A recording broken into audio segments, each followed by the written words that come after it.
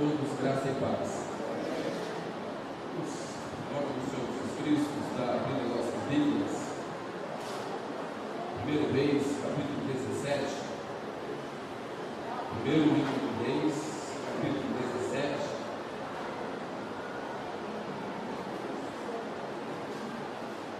Hoje eu quero estar considerando aos irmãos, às irmãs, sobre o trabalhar de Deus.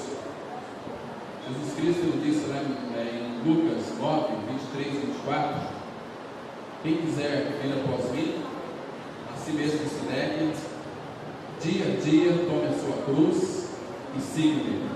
Então nós vamos entender um pouquinho hoje o operar da cruz na vida de um homem, Elias.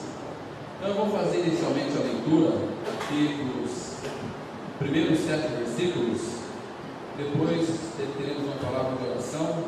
Vamos meditar um pouquinho como é que a cruz ela opera no Antigo Testamento. É o mesmo operar que Elias teve, é o nosso também. Não muda a cruz, ela estava no coração do Pai desde a fundação do mundo. Por que sabemos disso? É o Cordeiro que foi morto desde a fundação do mundo. Então eu queria chamar sua atenção para que você não se distraia, fique bem atento, porque eu tenho certeza que o Espírito de Deus ele vai comunicar essa verdade no seu coração. Você guarde ela no seu coração. A palavra de Deus diz assim, 1 Reis, capítulo 17, de 1 a 7, estarei fazendo essa leitura. A palavra diz assim: então Elias, o tesbita, dos moradores de Gileade, disse a Acabe: tão certo como vive o Senhor, Deus de Israel, perante cuja face estou, nem orvalho, nem chuva haverá nestes anos, segundo a minha palavra. Veio-me a palavra do Senhor dizendo: retira-te daqui, vai para o lado oriental e esconde-te junto à corrente de Querite, fronteira ao Jordão. Beberás da corrente, e ordenei aos corvos que ali mesmo te sustentem. Foi, pois, e fez segundo a palavra do Senhor. Retirou-se e habitou junto à corrente de Querite, fronteira ao Jordão. Os corvos lhe traziam pela manhã pão e carne, como também pão e carne ao anoitecer, e bebia da corrente. Mas passados os dias a corrente secou, porque não chovia sobre a terra. Vamos ter uma palavra de oração. Pai, graças te damos por todo esse dia que o Senhor nos concedeu, e pelo privilégio, Pai, de, como igreja, como o teu corpo de Cristo, nos reunir nessa noite para aprendermos de Ti. Obrigado, Pai, porque nós já entoamos cantos de louvor e adoração a Ti.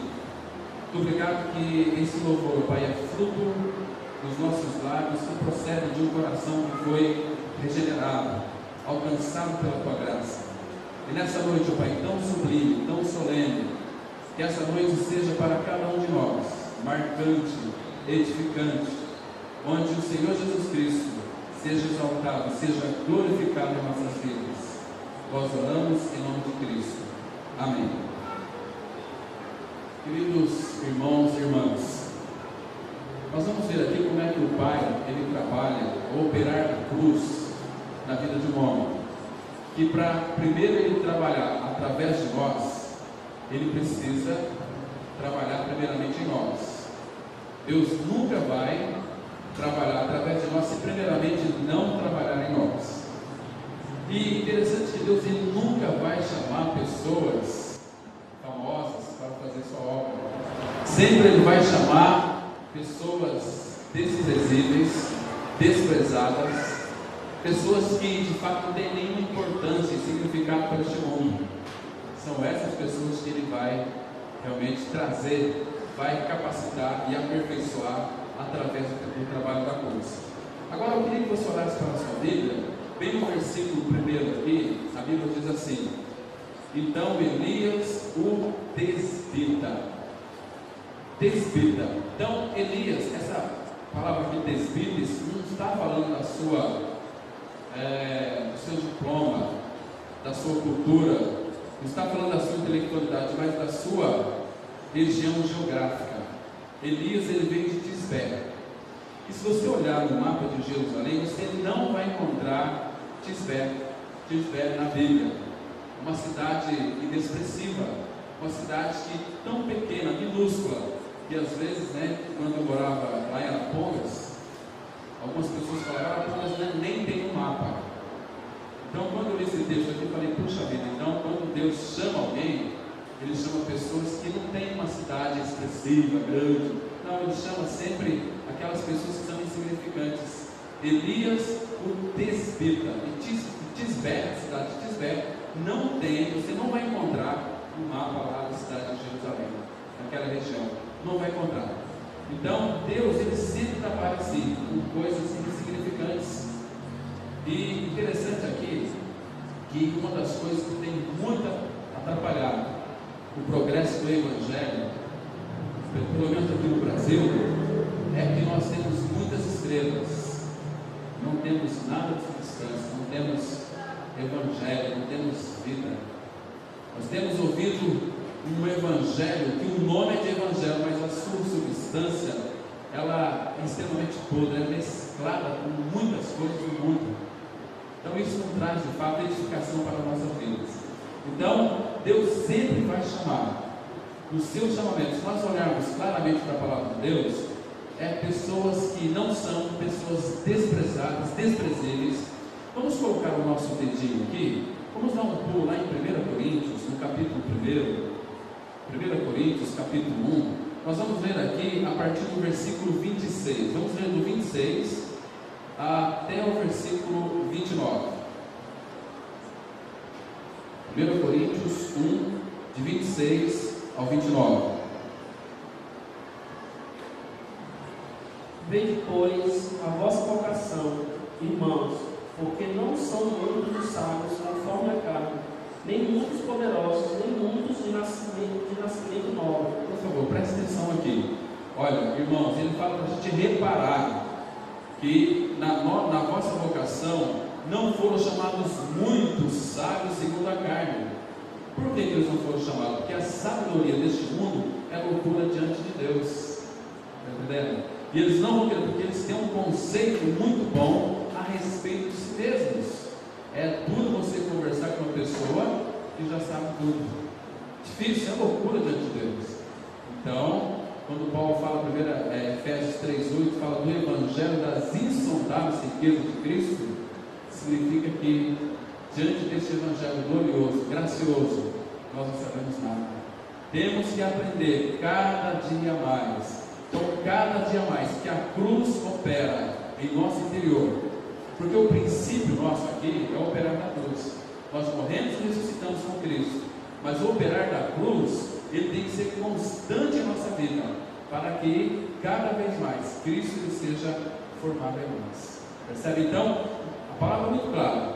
Não foram muitos poderosos, nem muitos de nobre nascimento. Não foram. Olha só o versículo 27, o contraste. Mas Deus escolheu as coisas loucas do mundo para envergonhar as sábias, e as coisas fracas do mundo Deus escolheu para aniquilar as fortes.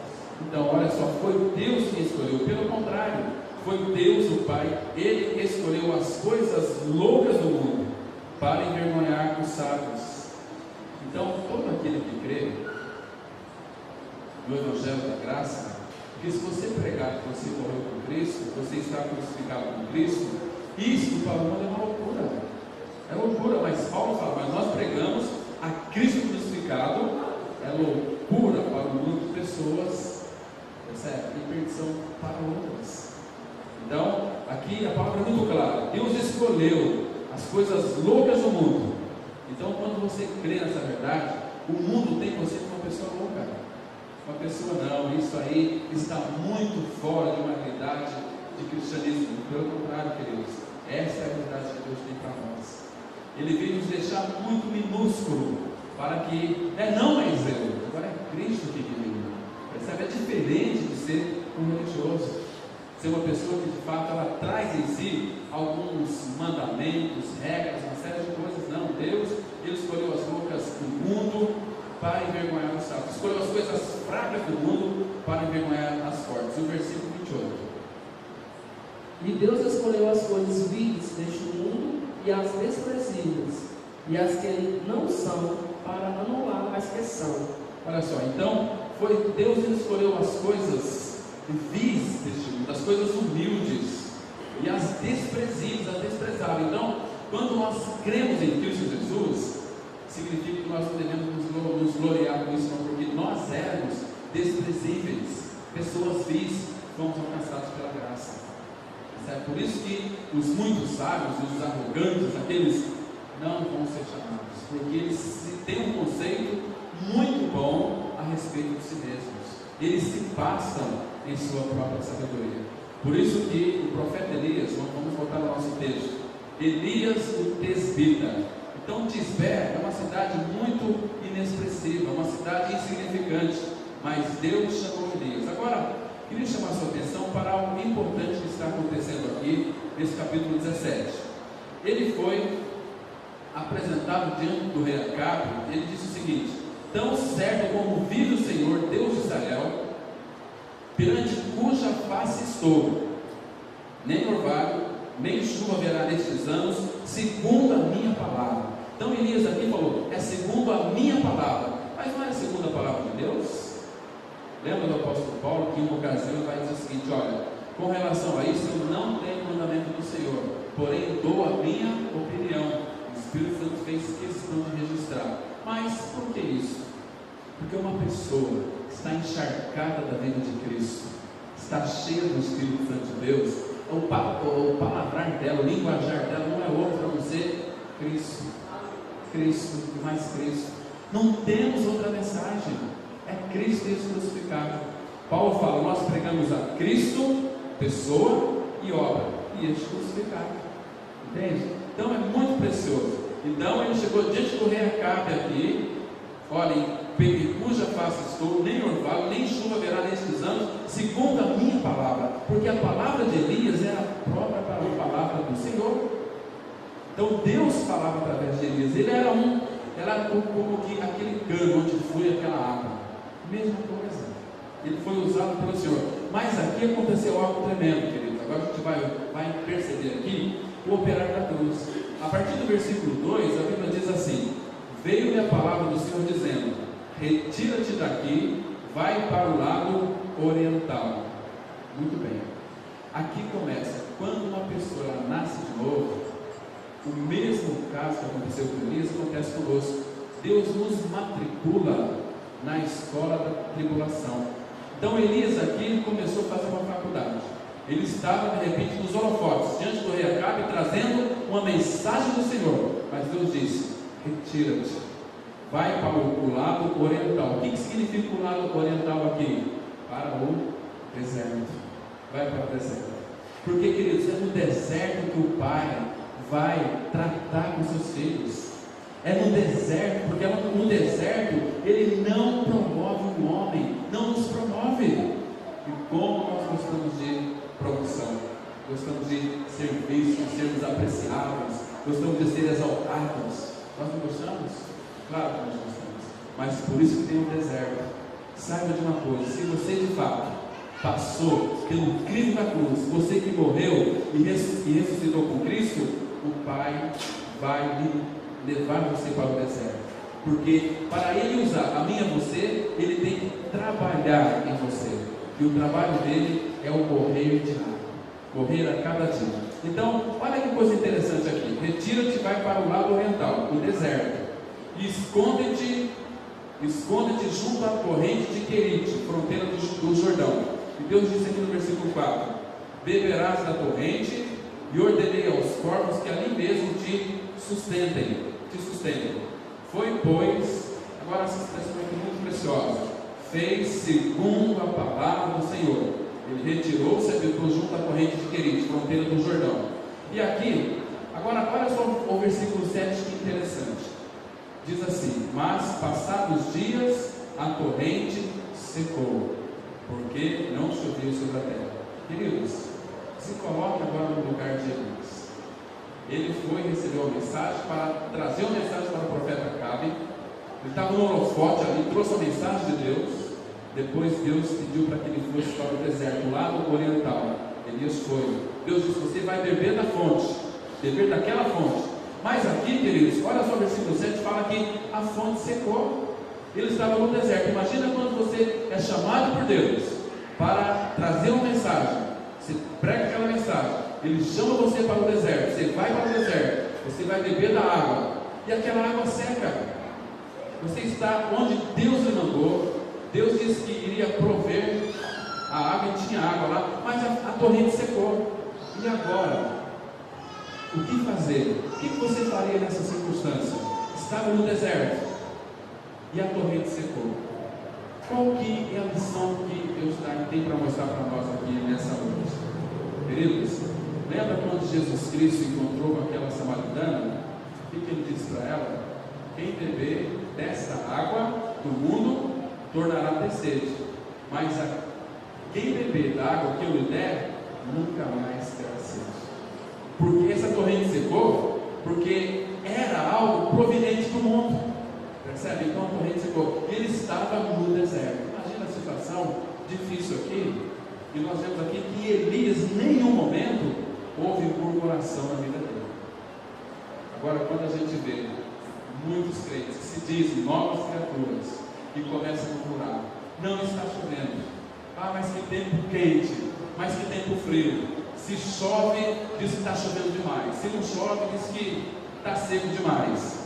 Se tem uma alimentação boa, preciosa, fala que não está boa, queria outra coisa. Se tem um carro aí bom, queria ter o melhor. E murmura: é a minha esposa, é meu marido, é meu vizinho. Querido, saiba de uma coisa: toda nossa murmuração não é contra as coisas, e sim contra o Senhor. Todas as vezes que você murmurar a respeito de alguma coisa, você está murmurando contra o Senhor. Percebe? Vamos dar uma olhada em Êxodo, no capítulo 16, do versículo 8. A situação é quando o povo estava reclamando daquele pão dos anjos, do maná. Aí eles foram reclamar com Moisés. Eles estavam cansados daquele pão, tinham fastio já daquele pão. E olha só, eles estavam murmurando contra Moisés. E Moisés disse: mas quem somos nós para que vocês murmureis contra nós? Veja só, Êxodo capítulo 16, o verso 8. E Moisés disse: o Senhor vos dará carne para comer à tarde e pão pela manhã para vos fartar, porque o Senhor ouviu vossas murmurações, porque murmurastes contra ele. Mas quem somos nós? Vossas murmurações não são contra nós, mas contra o Senhor. Foram murmurar contra Moisés. Moisés diz: quem somos nós? Quem sou eu para vocês murmurar contra mim? Mas as vossas murmurações não são contra nós, são contra o Senhor. Então cuidado, queridos, porque quando nós cremos neste Evangelho maravilhoso, quem vem habitar em nós é Cristo. Lembra que ele diz lá em João 15, verso 11: tenho-vos dito estas coisas para que a minha alegria esteja em vós e a vossa alegria seja completa. Todo aquele que tem a vida de Cristo, que é um murmurador, ele está envergonhando o seu Senhor. Percebe? Mas vamos voltar aqui lá no nosso texto básico. Agora, a partir do versículo 8, preste bem atenção que sempre, nos momentos de dificuldades, tem a provisão da palavra de Deus. Olha que interessante aqui. Então veio-me a palavra do Senhor dizendo: sempre tem a palavra do Senhor. Em momentos de dificuldades tremendas e grandes, a gente sempre vai ouvir a voz do Senhor. Sempre vai ouvir. Então, nunca se desespere diante das adversidades. Foi cantado aqui, né? Cristo em vós, a esperança da glória. Nós, diante das adversidades, nós temos esperança. Agora, Elias estava na faculdade do deserto aqui, a fonte secou. Uma faculdade que o cristão tem que passar era o deserto. Mas Deus queria aperfeiçoar mais a vida de Elias. Então, chamou Elias para fazer uma pós-graduação aqui do deserto. Ele disse aqui no versículo 9: dispõe-te e vai a Sarepta, que pertence a Sidom, e demora-te ali, onde ordenei uma mulher viúva que te dê comida. Queridos, essa palavra Sarepta, ela significa Fornalha. Fornalha. Muito claro aqui. O trabalho de Deus, primeiro, é o deserto. Depois vai para a pós-graduação. Fornalha. Saiu do deserto e vai para a fornalha. Sarepta significa fornalha. Fogo. Então tem que passar pelo fogo. Isaías 43:2 diz que quando passares pelos rios, eu serei contigo. Quando pelas águas, não te submergirão. E quando pelo fogo, não te queimarás.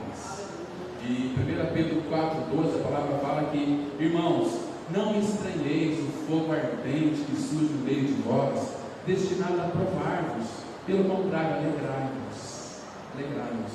Então, esse fogo ardente para nós não é uma novidade.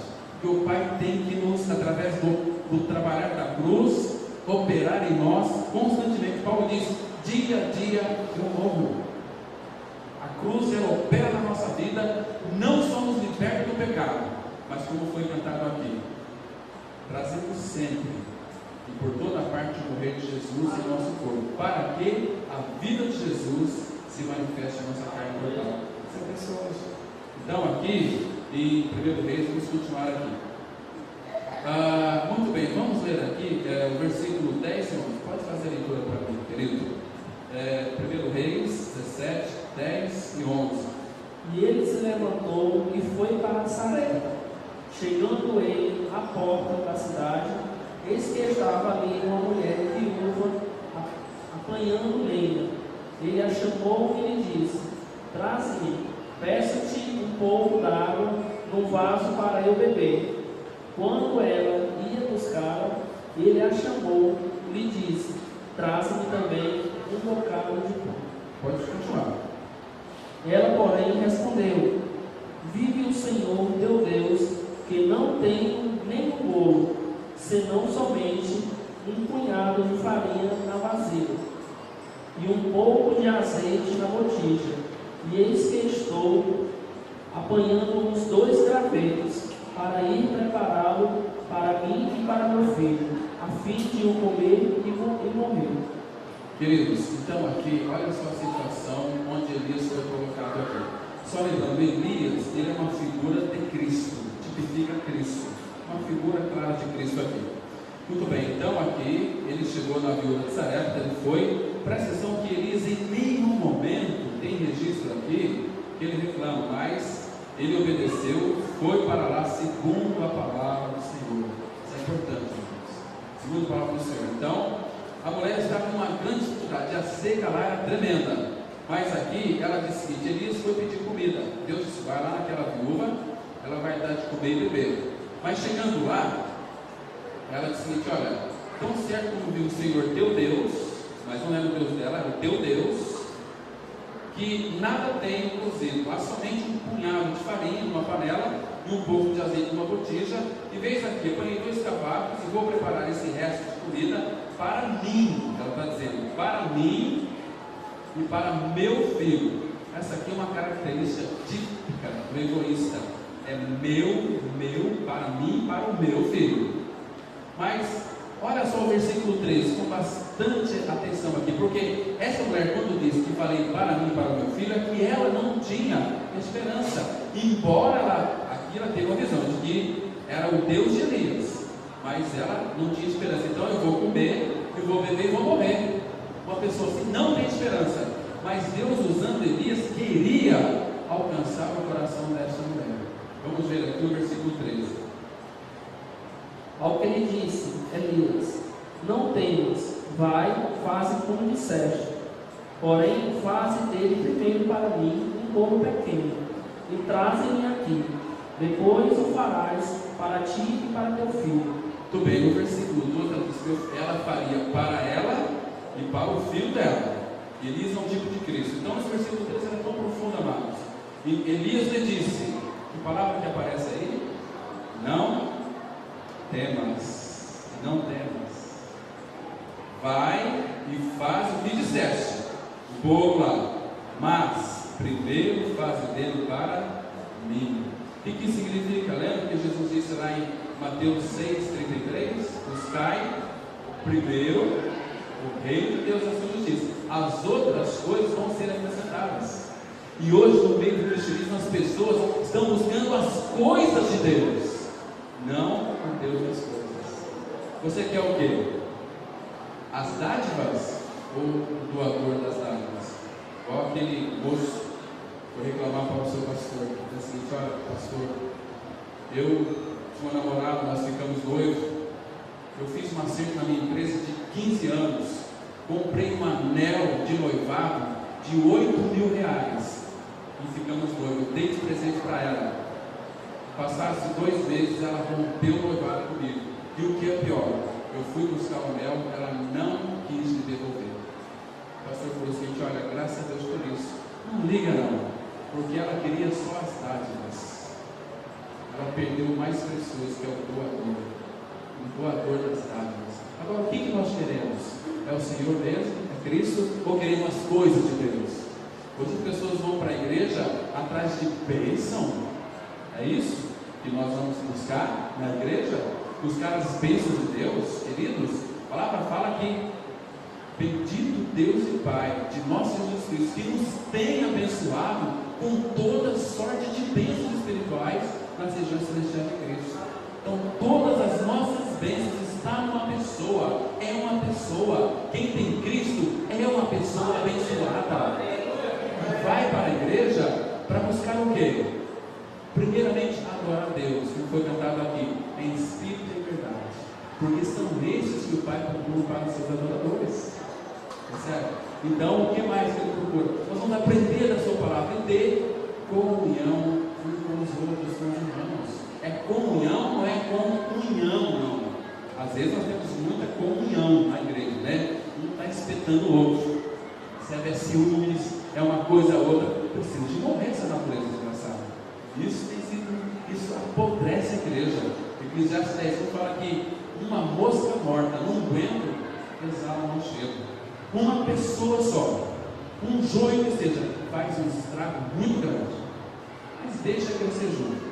Deixa crescer junto. Então Elias aqui foi muito claro: não temas, faz o que disser, mas primeiro faz dele para mim um bolo pequeno e traz-mo aqui fora. Depois farás para ti mesma e para teu filho. Então, quando nós buscamos em primeiro lugar a Ele, as outras coisas vão ser acrescentadas. Descansa, meu querido. Você tem algo na tua vida, no seu interior, que é tudo, é Cristo. Vamos continuar a leitura aí, por favor, a partir do verso 14. Pois assim diz o Senhor Deus de Israel: a farinha da vasilha não se acabará, e o azeite da botija não faltará, até o dia em que o Senhor der chuva sobre a terra. Muito bem. Agora você imagina aqui a situação dessa mulher. Elias diz: olha só, faz para mim primeiro. Por quê? A farinha da tua panela não se acabará, e o azeite da tua botija não faltará, até o dia em que o Senhor fizer chover sobre a terra. Então Elias é o tipo de Cristo. Lembra aquela multiplicação que Cristo fez lá? Milagre. Então aqui houve um milagre maravilhoso. Vamos continuar a leitura. Ela foi e fez conforme a palavra de Elias, e assim comeram ele e ela e a sua casa durante muitos dias. Da vasilha a farinha não se acabou, e da botija o azeite não faltou, conforme a palavra do Senhor, que ele fará por intermédio de Elias. Olha, segundo, nada faltou, todas as necessidades da mulher foi suprida, mas segundo a palavra do Senhor, por intermédio de Elias. Mesma coisa, lembra que Cristo falou? Vocês farão as obras que eu faço, farão maiores do que essa, porque eu vou para o meu Pai. Então, às vezes, fico pensando aqui, né? Vamos supor que chegasse alguém aqui desesperado: olha, pastor Cláudio, pastor Diretor, vamos lá, vamos orar lá, porque meu filho acabou de falecer. Quem iria lá para orar para ressuscitar o filho? Quem ousaria aqui? E quem queria? Por que nós não iríamos? Você crê que Ele é todo poderoso? Crê ou não crê? Cristo não é vida? Ele pode todas as coisas? Pode ou não pode? Vamos colocar o nosso dedinho aqui Vamos deixar, a gente vai voltar já para cá. Abra no Salmo 135, dos versículos 5 e 6. Salmo 135, versos 5 e 6. Vamos ver uma coisa aqui interessante, queridos. Pois sei que o Senhor é grande. Olha, só um pouquinho, presta atenção aqui. Convicção, porque sei. Meus irmãos, a Bíblia diz que o Senhor é grande. O Senhor é grande, porque olha o detalhe da palavra de Deus, amados. Porque eu sei que o Senhor é grande. Ele é grande. Pode continuar. Pois sei que o Senhor é grande, e que nosso Senhor está acima de todos os deuses. Tudo o que o Senhor desejou, Ele fez, no céu e na terra, nos mares e em todos os abismos. Porque eu sei que o nosso Deus é grande. Tudo que Ele quis, Ele fez, nos céus e também na terra. Sério? Ele é o Deus que pode todas as coisas. Todas as coisas. Então aqui, voltando ao nosso texto básico, Elias fez segundo a palavra dele. Aqui a glória estava, em nenhum momento nós vemos aqui Elias querendo roubar a glória do Senhor, mas a glória era toda para o Pai, porque Elias fazia segundo a palavra do Senhor, que era por intermédio dele, percebe? Mas aqui diante desse milagre que ocorreu aqui, um milagre extraordinário, não foi? Foi, mas veja só o que aconteceu na sequência do versículo 17. Depois dessas coisas, aconteceu adoecer o filho desta mulher, dona da casa, e a sua doença se agravou tanto que nele não ficou mais fôlego. Ele morreu. Então, depois disso o quê? Depois desse milagre aqui, adoeceu o filho da mulher. E a sua doença se agravou tanto, foi tanto que ele acabou morrendo. Mas olha só o versículo 18. Então ela disse a Elias: que tenho eu contigo, homem de Deus? Vieste tu a mim para trazeres à memória a minha iniquidade e matares meu filho? Queridos, olha aqui. Então, diante disso, o filho dela morreu. Quem que recebeu a culpa aqui? Elias. A mulher disse: olha, que fiz eu, homem de Deus? Vieste a mim para me trazeres à memória a minha iniquidade e matares meu filho? Então, aqui tem uma lição preciosa. Você que é líder de louvor, você que tem um ministério, você que é pastor, qualquer problema que acontece na igreja, a culpa vai cair sobre a liderança da igreja. Sempre foi assim, sempre vai ser assim. O filho dela morreu. O que Elias tinha a ver com isso? Nada. Mas aí, e outra coisa, e todo líder que tem a vida de Cristo, ele vai transferir aquela dor para si mesmo. Veja o que Elias fez no versículo 19. Elias não murmurou. Elias falou: olha, é natural o teu filho morrer. Isso é comum, morre. A morte é iminente sobre a nossa vida. Qualquer hora você pode morrer. Como é que está falando humanamente, falando as suas coronárias? Aí às vezes, foi feito os exames, como é que está? Será que nós estamos aqui, mas amanhã nós podemos estar mortos fisicamente, estar com o Senhor? Percebe? Mas Elias em nenhum momento ele murmurou. O que ele disse aqui no versículo 19? E ele disse: dá-me o teu filho. E ele o tomou do seu regaço e o levou para cima, ao quarto onde ele mesmo habitava, e o deitou em sua cama. Então todo líder que conhece o Senhor, conhece o Pai. A mulher que culpou Elias: o teu filho morreu, o que fizeste, homem de Deus? Elias não falou nada, falou: olha, teu problema, teu filho morreu. Ele falou: dá-me o teu problema. Transferiu para si a sua dor. Está doendo? Dá para mim a sua dor. Assim são os pastores que de fato apaceitam o coração do seu povo. Tem problemas, os pastores choram. Sabia? Aqui, eu sei que o Gileton tem orado, muitas vezes com lágrimas, por cada um de vocês. Por quê? Porque o Pai confiou este rebanho a Ele, para que Ele seja para pastorear o coração. E quando qualquer uma pessoa está sofrendo, ele também sofre. Porque o coração dele está impregnado da vida de Cristo. E o amor de Deus que foi derramado em nossos corações pelo Espírito Santo vai amar. E ele é tão impotente. Por que ele chora? Tanto ele como qualquer um de nós, diante de um problema tão grave, nós somos impotentes. E o que Elias fez aqui? Ele transferiu a dor daquela mulher para si mesmo. dai-me o teu filho. E Elias não foi reclamar com ninguém. Elias foi, olha, tomou dos braços dela e o levou para cima ao quarto, onde ele mesmo se hospedava, e deitou em sua cama. Versículo 20.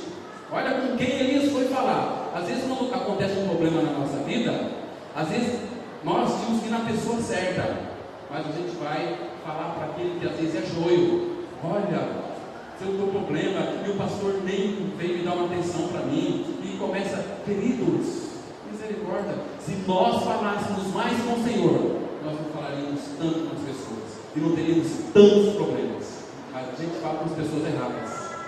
Olha só, Elias não disse nenhuma palavra, transferiu a dor da mulher para si. Olha com quem que ele foi falar. Versículo 20. E clamando ao Senhor, disse: ó Senhor meu Deus, até sobre esta viúva que me hospeda, trouxeste o mal, matando seu filho. Pode ler. Então se estendeu sobre o menino 3 vezes e clamou ao Senhor, dizendo: ó Senhor meu Deus, faze que a vida deste menino torne a entrar nele. Muito bem, queridos. Elias pegou o menino e foi para cima, onde estava o quarto de cima, onde ele estava hospedado ali. Ele foi clamar ao Senhor, aquele que tudo pode. E às vezes nós que confessamos essa palavra, que morremos com Cristo, ressuscitamos com Cristo, que Cristo é a nossa vida. E por que muitas vezes nós vamos gemer para pessoas ímpias? Nós às vezes somos obstáculo para aquelas pessoas crerem. Se isso aí é cristianismo, ele que se frequenta a igreja só reclama da vida, esse Cristo não quer para mim não. Certo? Murmurante, reclama de tudo, fala com as pessoas erradas. Queridos, igreja é um lugar de desabafo. Hoje, infelizmente, quando uma pessoa desabafa, muitos querem enterrar essa pessoa viva. Cadê a misericórdia? Cadê o nosso amor? Será que o nosso amor está esfriando? Queridos, Elias, ele foi falar com o Senhor, estendendo 3 vezes sobre o menino, clamou o Senhor e disse. Esse princípio de 3 vezes aqui é significativo. O Pai ressuscitou Cristo ao 3º dia. Aqui fala de ressurreição. O menino tinha morrido, mas Elias estendendo 3 vezes. O princípio de 3 vezes na Bíblia é muito significativo. E olha só o que aconteceu no versículo 22. O Senhor ouviu a voz de Elias, e a vida do menino tornou a entrar nele, e ele reviveu. Queridos, que coisa interessante. Depois disso, o Senhor atendeu a voz de Elias, e o Senhor sempre vai nos ouvir. O Senhor nos atende de 3 maneiras: sim, não, espere um pouco, mas Ele ouve a nossa voz. Ouve a nossa voz. Então, aí o Senhor atendeu a voz de Elias, a alma do menino tornou a entrar nele, e ele reviveu. Mas observe o versículo 23. Aqui, Elias poderia ter dito assim: olha, você não creu, eu não sou o homem de Deus, eu estou aqui, eu vou clamar, meu filho vai reviver. Então toma aqui, você nunca duvide, hein, mulher? Elias não deu uma palavra. Olha só o que Elias fez aqui no versículo 23. E Elias tomou o menino, trouxe-o do quarto à casa, e o entregou à sua mãe, e disse a Elias: vês aí teu filho vivo. O que Elias disse para aquela mulher? Vê, o teu filho vive. Então o teu problema era o teu filho morto, toma aí, ele está vivo. Está vivo. Queridos, mas aqui sim, tudo isso ocorreu porque Deus tinha um propósito com essa mulher. Agora preste atenção no versículo 24. Olhe bem para esse texto aqui. Pode ler. Então a mulher disse a Elias: agora sei que tu és homem de Deus, e que a palavra do Senhor na tua boca é verdade. Aleluia. Agora, então, a mulher disse a Elias: nisto conheço agora que tu és homem de Deus, e que a palavra do Senhor na tua boca é a verdade. É o Senhor restaurando, o Senhor alcançando. Queridos, trabalhar para a cruz é maravilhoso. A obra da cruz foi tão tremenda. Olha onde nós estávamos, com toda a nossa religião, íamos a passos largos para o inferno, mas o Senhor teve misericórdia de nós e nos abriu os olhos para crermos que lá naquela cruz, quando Jesus Cristo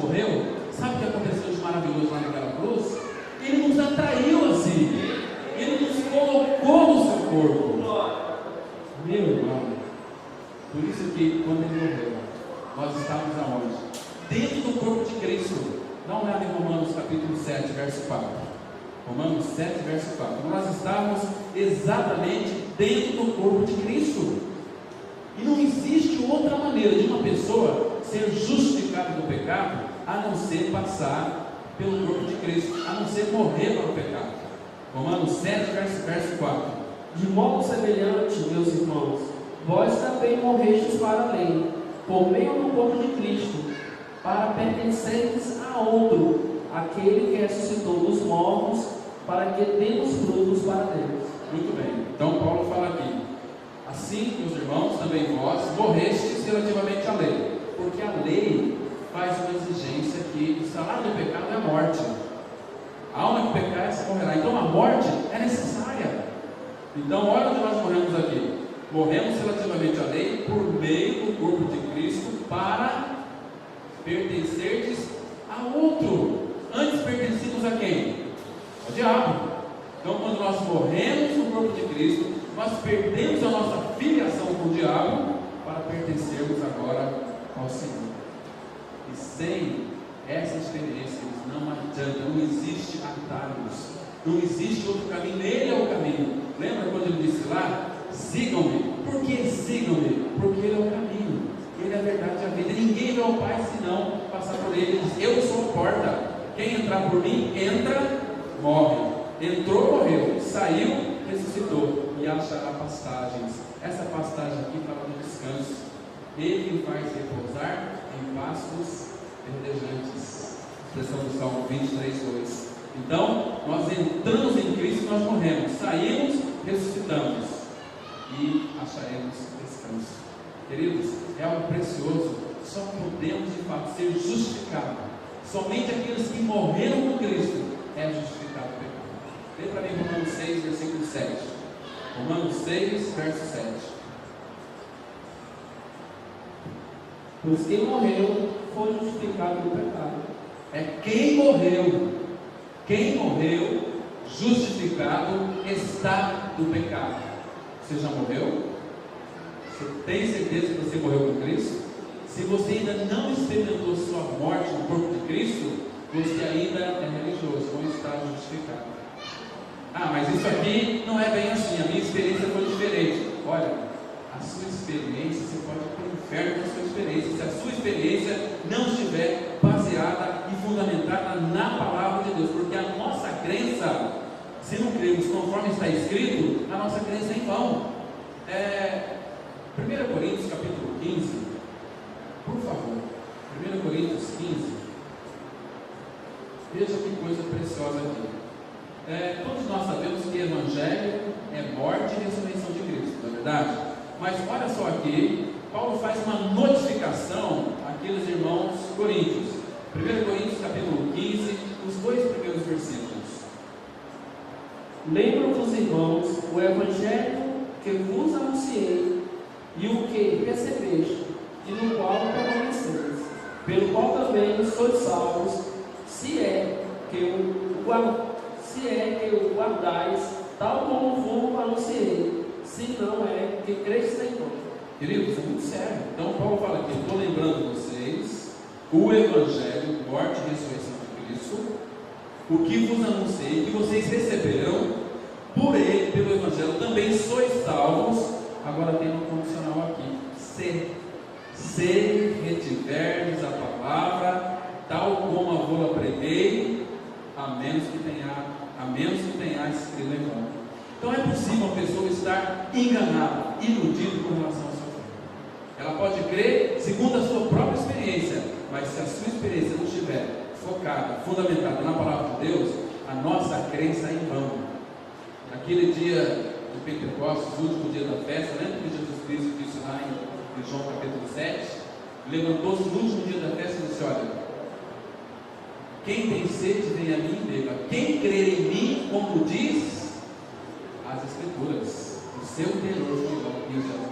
Então, cuidado, meu irmão, minha irmã, para não se perder, não sair da centralidade da palavra de Deus. Senão vamos correr um grande risco. Assim como Deus usou Elias, Ele quer nos usar, mas segundo a palavra dele. Então, quando nós está pensando que Deus ele é fiel a você, claro que não é. Ele é fiel à sua palavra. Por quê? Agora, quando nós cremos na palavra dele, a fidelidade dele nos alcança. Por isso nós temos que ser homens e mulheres da palavra. Nem um milímetro para a esquerda, nem um milímetro para a direita. Centralidade é descansar na palavra. Não é ficar aqui nessa distância. Não, é se apoiar na palavra de Deus. Se ele disse, eu creio. Mas você fica aí crendo nessas bobeiras. Não, eu creio na palavra de Deus. Mas você tem um dom de línguas, você não tem? Eu não tenho. Você tem um dom de cura? Eu não tenho. Se você expulsa demônios, quando necessário sim. Mas isso aqui não é evidência de que uma pessoa ela vai para o céu. Nem todo que lhe diz Senhor, Senhor, entrará no reino do céu. Mas aquele que faz a vontade do meu Pai que está no céu. E quem consegue fazer a vontade de Deus? Quem consegue? Só Cristo uma pessoa. Só Cristo. Por isso que é não mais eu, mas Cristo vive em mim. E Ele pode fazer a vontade do Pai. Perfeito. Porque ele diz, este é meu filho amado. Nele eu tenho todo o meu prazer. Nós temos um Deus fiel, que tem uma palavra fiel. E o Deus que é fiel, que tem uma palavra fiel, traz para nós também uma palavra de advertência. Ele não força ninguém, tem sempre uma condicional. Vamos olhar em 2 Timóteo, capítulo 2, verso 11. Texto aqui muito precioso. 2 Timóteo 2, versículo 11. 2 Timóteo 2, 11. Presta atenção no que ele está dizendo aqui. Fiel é a palavra. Se morremos com ele também viveremos. Muito bem, olha, fiel. Se é fiel, se é a palavra de Deus, creia. Ele exorta, chama-nos a atenção para a sua palavra. Fiel é esta palavra. 2 pontinhos. Que palavra fiel que é esta? Se já morremos com ele, também viveremos com ele. E se você não morreu com ele? Não espera que você vai viver com ele, não. Você tem certeza que você já morreu com Cristo? Você tem certeza que você já está crucificado com Cristo? E que vive não mais você, mas Cristo em sua vida? Se você tem essa certeza, você confessa essa palavra, você pode de fato descansar na suficiência de Cristo. Porque toda a nossa suficiência vem dele. Assim como ele trabalhou em Elias, ele vai trabalhar na sua vida. E outra coisa, quando você nasce de novo, pode ter certeza que você vai para o deserto, vai ter que passar para o deserto, vai ter que passar pela fornalha, mas para nos purificar. Ele já nos purificou, a salvação foi plena e perfeita, mas Ele quer trabalhar em nós, para poder trabalhar através de nós. Não mais eu, mas Cristo vive em mim. Amém. Vamos orar. Pai querido, graças te damos pela obra da cruz, por aquele sacrifício tão precioso. Te louvamos, ó Pai, porque fomos incluídos na morte de teu Filho Jesus e ressuscitamos juntamente com Ele. Estamos assentados nos lugares celestiais em Cristo. Ó Pai, traz mais luz dessa palavra aos nossos corações. Nos dê cada dia mais entendimento intelectual para estarmos no verdadeiro. Espero em teu Filho Jesus. Este é o verdadeiro Deus e a vida eterna. Abençoa todos aqueles que o Senhor trouxe nesta reunião. Que o Santo Espírito, Pai, possa ministrar de uma forma tão simples, tão abundante, para que sejamos cada vez mais, Pai, tomados da vida de Cristo. Forma Cristo cada dia mais em nós. Nós precisamos muito de Ti, Senhor. Nos leva cada dia mais a fazer morrer a nossa velha natureza terrena. Uma vez que Cristo foi crucificado, nós também confessamos que morremos com Ele. E hoje nós podemos gozar da sua vida. Em nome de Jesus.